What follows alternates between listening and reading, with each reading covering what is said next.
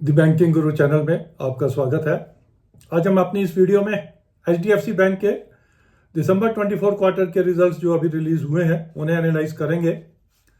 उससे पहले एक पॉइंट ऑफ व्यू मार्केट पे, जिस तरह से मार्केट टूट रही है, मुझे याद आ रहा है कि कुछ महीने पहले ग्लोबल मेल्टडाउन पे मैंने एक वीडियो बनाया था और उसमें एक स्टेटमेंट थी कि मार्केट तब तक गिरती रहेगी जब तक आपका ये कॉन्फिडेंस जो है ना तोड़ नहीं देती।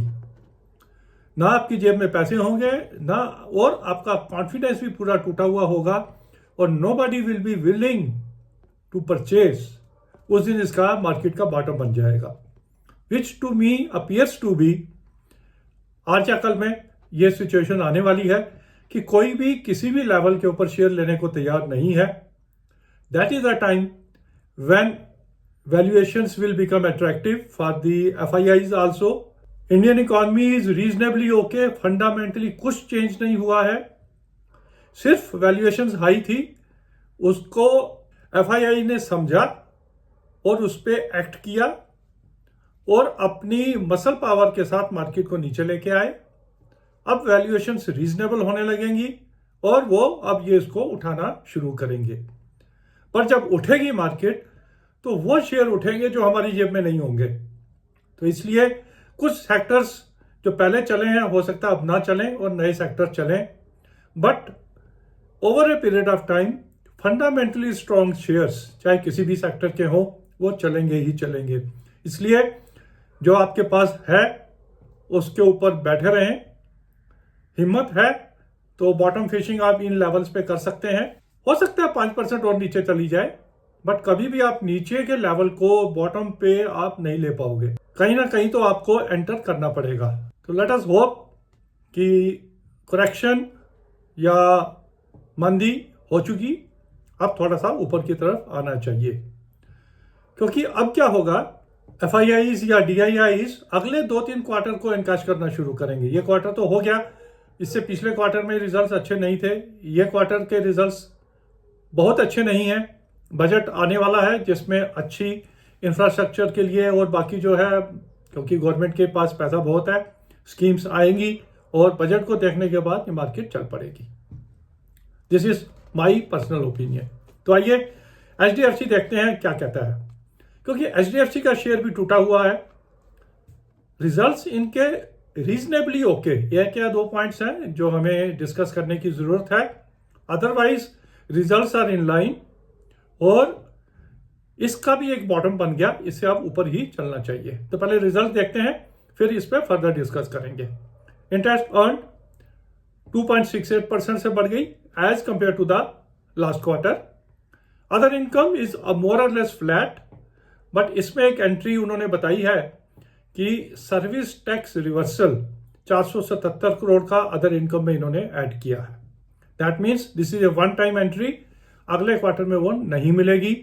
इसलिए थोड़ा सा हमें ये जो अदर इनकम फ्लैट है we have to take with a pinch of salt कि ये 400-500 करोड़ से नीचे भी हो सकती थी अगर सर्विस टैक्स रिवर्सल हमें ना मिलता। टोटल इनकम 2.29% से बढ़ गई। एक्सपेंडिचर साइड देखें तो इंटरेस्ट एक्सपेंडिड 3.30 से बढ़ा है, इनकम बढ़ी 2.68 से, एक्सपेंडिचर बढ़ा 3.30 से। दैट मीन्स डिपॉजिट्स के ऊपर हाई रेट ऑफ इंटरेस्ट देने पड़ रहे हैं। एक्सपेंसिस 1.27% से बढ़े हैं, कंट्रोल किए हैं इन्होंने। Total expenditure has gone up by 2.74% and the gross profit has gone up by 1.19%। ध्यान रहे इसमें 500 करोड़ का सर्विस टैक्स रिवर्सल भी है। 25,000 करोड़ का ग्रॉस प्रॉफिट, 24,705 का था ग्रॉस प्रॉफिट लास्ट क्वार्टर में। अब थोड़ी सी दिक्कत इनकी एसेट क्वालिटी में दिख रही है। अभी प्रेजेंटेशन इनकी नहीं आई है जिसमें फर्दर डिटेल्स पता चलेंगी कि कौन से सेगमेंट में इनकी एनपीए की इंक्रीज है, क्योंकि एनपीए भी काफी इन्होंने इंक्रीज किए हैं जो इन अदरवाइज एचडीएफसी बैंक से एक्सपेक्टेड नहीं होते। इंक्रीज इन एनपीए की वजह से इन्होंने प्रोविजन बढ़ाई है 17% से। 2,700 करोड़ थी लास्ट टाइम, अभी हो गई 3,153 करोड़। टैक्स प्रोविजन 73 करोड़ से इन्होंने कम की है।